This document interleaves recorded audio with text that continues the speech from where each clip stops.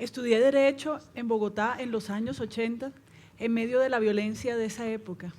Cuando llegué a estudiar, al poco tiempo, presencié por la televisión, como tantas otras personas de mi generación, la toma del Palacio de Justicia y la retoma por parte del Ejército.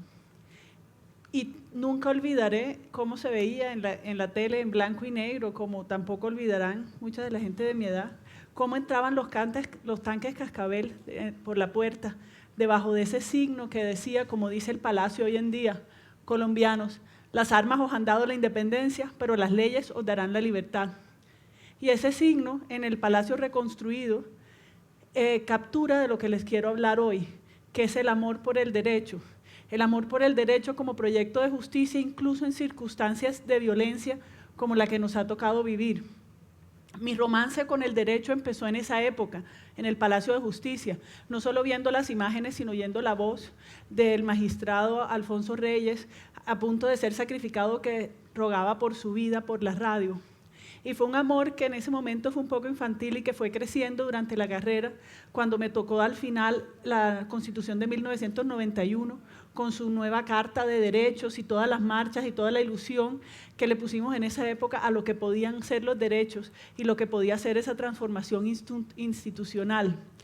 Y ese amor adolescente o pasión se convirtió ya en un compromiso en mi primer trabajo, que fue en la Dirección de Equidad para la Mujer en la Presidencia a finales de los años 90. Y mi trabajo consistía en revisar decretos y leyes y ver si estaban protegiendo o no los derechos de las mujeres. Y es difícil describir la pasión y las emociones que estaban inscritas en ese trabajo.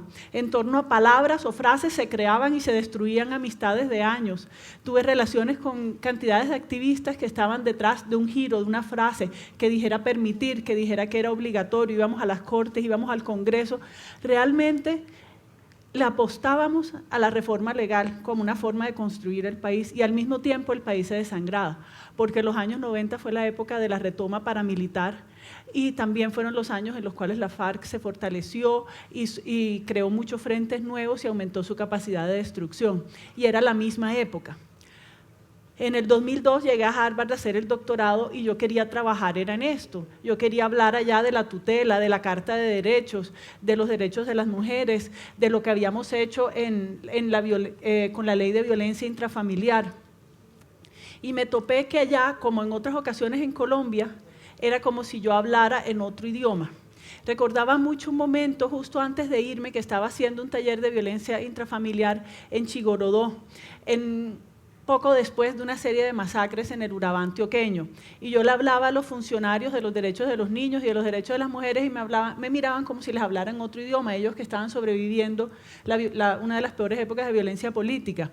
Y uno de los funcionarios me dijo una cosa que nunca olvidaré, me dijo que yo era de esas personas que armaba un escándalo por un solo muerto, y ellos que habían visto 20 y 30 todos juntos. Ese mismo sentido de extrañamiento lo sentía yo en Harvard cuando les hablaba de la Constitución, de la tutela, de las cosas, y como me dijo mi directora de tesis, ¿por qué será, con un poco de ironía, por qué será que tantas personas inteligentes y con experiencia política en lugares como Colombia insisten en la reforma legal y en el litigio constitucional como si no conocieran las limitaciones del derecho como instrumentos de transformación social? Y esta se convirtió en la pregunta de mi tesis. Volví, empecé a entrevistar activistas y a estudiar organizaciones que hacían litigio legal y que creían en los derechos, haciendo esta pregunta: ¿por qué? ¿Por qué, si ustedes saben, o será que no saben, las limitaciones del derecho para cambiar la realidad? Lo que descubrí es que los activistas sabían incluso mejor que mis profesores de Harvard cuáles eran las limitaciones del derecho.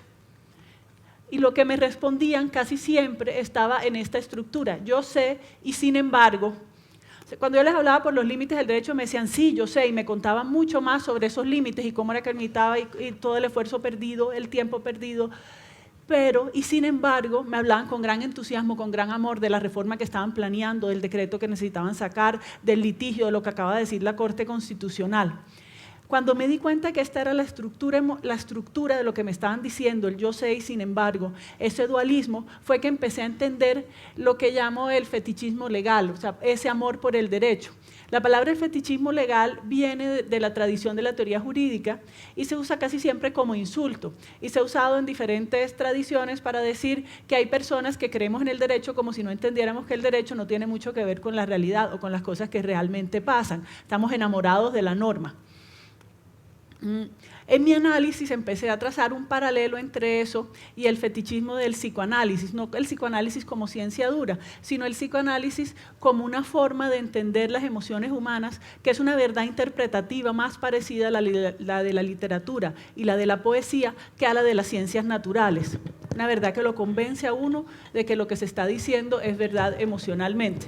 Y lo que encontraba era que los activistas como yo, que teníamos las emociones en esta estructura del yo sé que esto es verdad y sin embargo me gozo, me da emoción, amo el derecho, sabían que tenían el objeto equivocado del deseo, el derecho, que la norma no era lo que realmente uno debería desear por todas las limitaciones y que el saber que realmente no deberían estar deseando tanto o gozando tanto la reforma legal, no les quitaba el placer, la emoción, el amor es que finalmente salió la sentencia en la Corte Constitucional. O al revés, el horror. No es posible que la ley forestal vaya a tener tal artículo considerando que... Entonces esta era la estructura y quiero hablarle un poco más de la estructura emocional de esta inversión en el derecho. Cuando uno piensa qué quiere decir tener el objeto equivocado del derecho en la tradición psicoanalítica, lo que está sucediendo es que ese objeto equivocado se desea no por sus propiedades reales, sino por lo que simboliza. Es decir, ese objeto deseado es un símbolo de algo que no está, de algo que es imposible tener.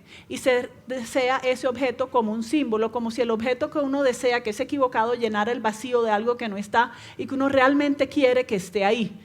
¿Sí? Es el centro de la equivocación en el objeto del deseo. Y eso me llevó a preguntarme, ¿qué simboliza el derecho para quienes lo deseamos tanto y que gozamos con las normas que nos acercan a la justicia más allá del cálculo de la utilidad? No crean que es que yo pienso que el derecho no sirve para nada. El derecho tiene cierta utilidad y a veces le consigue las cosas que la gente quiere. Sin embargo, el goce del que estoy hablando con el derecho, la pasión por el derecho va más allá de lo que realmente puede lograr, más allá del cálculo de su utilidad. Entonces lo que estamos buscando es un símbolo. ¿Qué es el símbolo? Y pensando que el símbolo lo que hace es que simboliza algo que está ausente.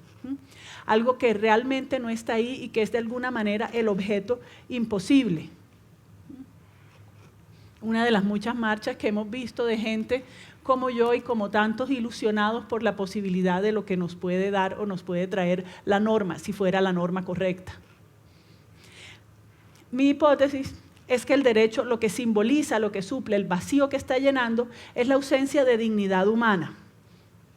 La dignidad humana asumimos muchas veces que es un hecho natural, es decir, que todas las personas tienen o deberían tener dignidad humana. Sin embargo, es un hecho particular, es un hecho social, no un hecho natural. No es un hecho natural en el mismo sentido que somos seres humanos que usamos el lenguaje, o que somos bípedos, o que tendemos a usar herramientas. No es un hecho natural en ese sentido, es un hecho social, es realidad si la mayoría de las personas de una sociedad lo creen y actúan como si fuera verdad. Es un hecho social en el mismo sentido que pagar impuestos es un hecho social o que el matrimonio es un hecho social, depende de unos contextos en los cuales hay unos consensos sociales sobre qué quieren decir ciertas cosas. Mi hipótesis es que deseamos el derecho y amamos las normas y la jurisprudencia que nos parece que nos acerca a la justicia, como un objeto que es el objeto equivocado del deseo y que el objeto imposible, el vacío que estamos pretendiendo llenar con tanto amor por el derecho es el vacío de la dignidad humana, en ese sentido, una dignidad humana que sea tan real como usar el lenguaje. Sin embargo, la realidad y lo que hemos vivido y lo que es la cotidianidad para muchas personas nos enseña constantemente que la dignidad humana no es verdad. No solo no es verdad en el sentido de ser una verdad natural, sino que no es una verdad socialmente construida. Es decir, que vivimos en una sociedad donde no hay un consenso sobre cuál es el valor del humano.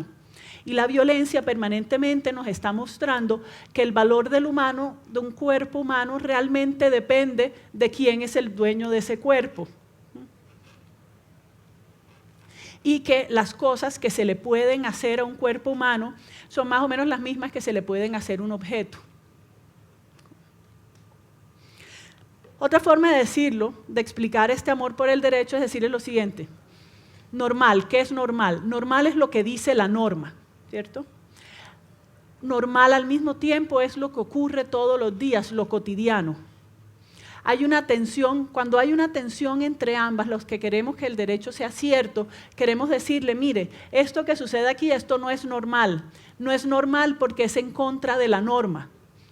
Pero estamos en contra de una realidad que nos dice, sí, claro, eso es lo normal, porque eso es lo que sucede todo el tiempo, impunemente, ¿verdad? Y esa es la tensión. Normal es lo que dice la norma. O normal es lo cotidiano, y qué pasa cuando nuestra cotidianidad es la violencia misma. La violencia, como el derecho, todo el tiempo está creando significados sociales. Los consensos sociales, ¿de dónde surgen? Surgen de las prácticas. Si las prácticas son las mismas del derecho, hay un consenso sobre lo que es normal. Sin embargo, tenemos por un lado un derecho que pretende crear como normal su propia norma y al mismo tiempo unas prácticas cotidianas que nos muestran otra normalidad y que nos enseñan todos los días que no hay nada de natural en la dignidad humana. ¿Cuál es la diferencia entre estas dos fotos? ¿Cuál es la diferencia entre un perro muerto y entre unos jóvenes avaliados? La diferencia es lo que como sociedad creamos que es la diferencia. Que queremos creer que el primero es un hecho natural que no significa nada. Si el perro se murió, está ahí, no lo han enterrado. Y que en cambio que el segundo, la imagen de los jóvenes avaliados, debería desgarrarnos, ¿cierto? Debería desgarrarnos en la medida que creamos o que queremos creer que la vida es sagrada. Pero eso solo es real si tenemos los consensos, si no, no es real. Quiero darles un ejemplo para terminar de lo que puede hacer el derecho o de lo que quiere hacer el derecho. Y esta es una cita de un caso de la Corte Interamericana de Derechos Humanos que se llama Villagrán Morales, que es sobre un caso que es muy común en todas las ciudades latinoamericanas. Hay un grupo de muchachos, adolescentes, jóvenes, entre los 13 y 16 años, que tienen aterrorizada a una comunidad particular, hacen pequeños atracos, tienen una sexualidad agresiva, asustan a los clientes, los comerciantes se reúnen y de maneras más o menos veladas contratan a fuerzas de seguridad del Estado en retiro o a sicarios para que maten a estos muchachos, lo llamamos limpieza social. Sin embargo, en este caso, la Corte Interamericana de Derechos Humanos dijo que no, que era asesinato de niños, y que era el asesinato más vergonzoso que puede soportar una sociedad porque es el asesinato de niños. Y le dice al Estado que así el Estado tenga elementos para creer que estos niños de la calle eran delincuentes, eso es responsabilidad del Estado. ¿Se imaginan ustedes la sorpresa de los vecinos cuando se enteran que estos eran niños y no aterrorizantes delincuentes que tenían acabado el comercio en el barrio? Y la Corte dice, una persona que en su infancia vive, como en tantos países de América Latina, en la humillación de la miseria, sin la menor condición siquiera de crear su proyecto de vida, experimenta un estado de padecimiento equivalente a una muerte espiritual.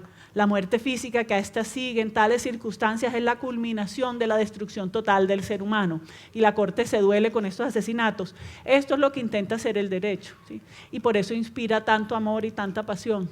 Desde que llegué de Harvard estoy de nuevo acá enseñando a jóvenes que son hoy en día como era yo a mediados de los años 80 cuando llegué a Bogotá, en la primera foto que ustedes vieron. Y lo que quiero que entiendan y en lo que quiero que crean es que el derecho que más amo, el derecho que intenta construir una sociedad más justa, no es una descripción de hechos naturales. Es una aspiración política, y es una aspiración política que pretende construir una sociedad donde sea realidad la dignidad humana. ¿Y realidad en qué sentido? En que tengamos un consenso en que eso es lo normal. A menudo me acusan y acusan a personas como yo de que vivimos en una fantasía, de que realmente no entendemos cómo son las cosas en este país, que no entendemos dónde está el poder y cuál es su normalidad y su cotidianidad. Y lo que yo quiero es invitar a mis estudiantes todo el tiempo a vivir, sí, en la fantasía, pero pensando que la fantasía no es una realidad alternativa, no es una alternativa a la realidad, sino que es la construcción de una realidad alternativa. No es estar desconectado de la realidad, sino es luchar por redefinir la realidad en la medida en que la realidad depende de los consensos sociales, a través de un esfuerzo permanente de la redefinición del humano, que es el proyecto del derecho, y por eso inspira, pienso yo, tanto amor. Muchas gracias.